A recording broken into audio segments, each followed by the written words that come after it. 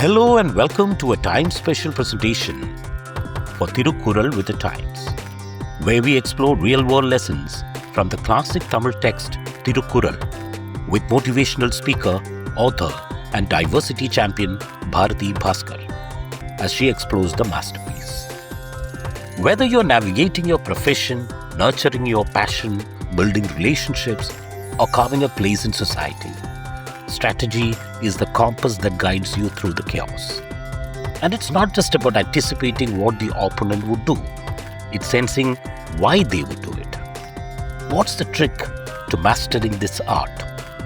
Thiruvalluvar had some surprising insights on the subject.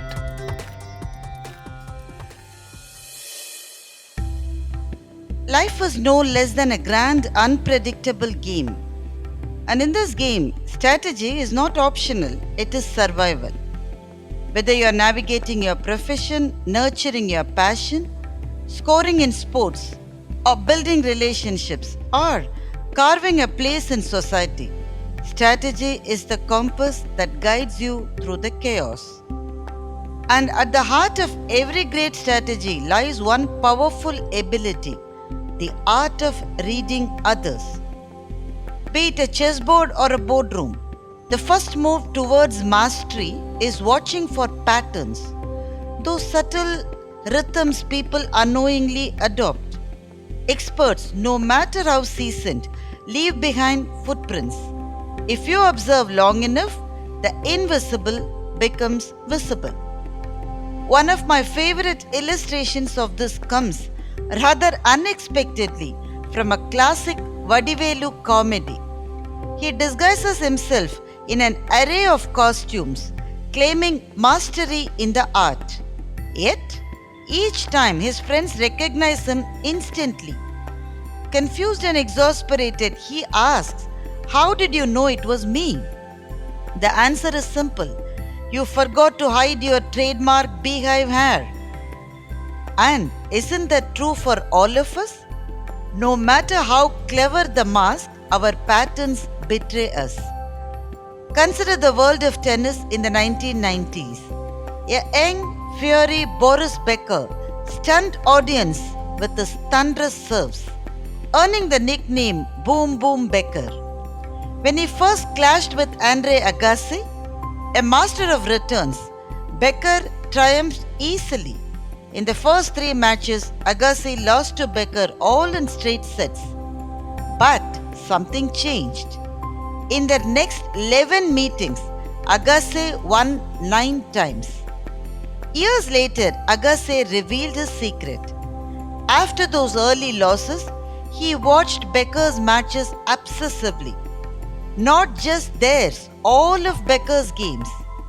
He noticed something astonishing. Just before serving, Becker would subtly stick out his tongue. If the tongue pointed right, the serve would follow suit. If the tongue was put out to the left, the serve was on the left side. And if the tongue was put out in the middle, the serve would hit the center of the court. It was an unconscious expression, not obvious to the naive, but apparent for the passionate follower. Agassi did not exploit this every time.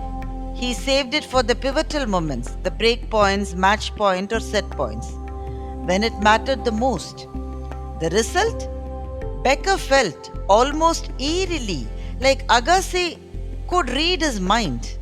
When the truth finally came out, as disclosed by Agassi himself, post-retirement of the veterans, Becker could only laugh in disbelief. In the game of life, we are always playing with and against others. Reading them doesn't just give us an edge, it prepares us with purpose. It prepares us with purpose. There is an African saying, if you wish to catch a rat, think like a rat. Strategy isn't only about planning, it's about empathy in disguise.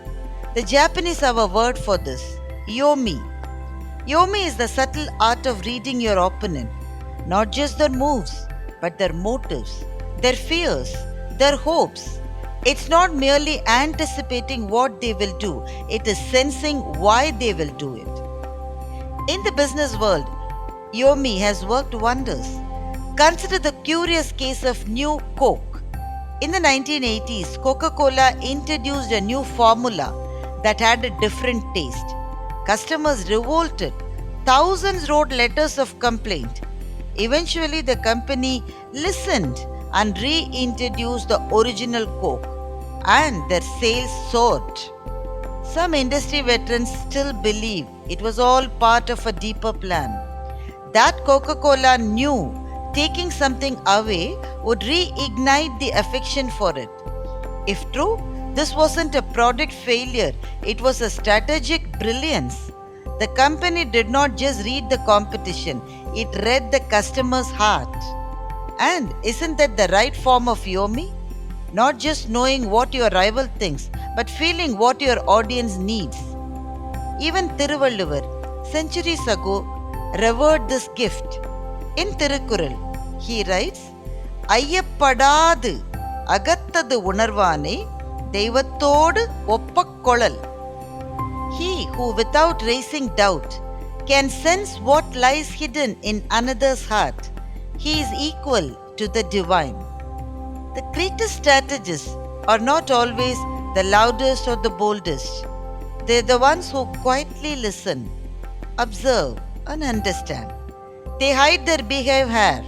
They watch for the tongue's direction. They think like rats to catch them. And in doing so, they play not just the game, but the minds behind it.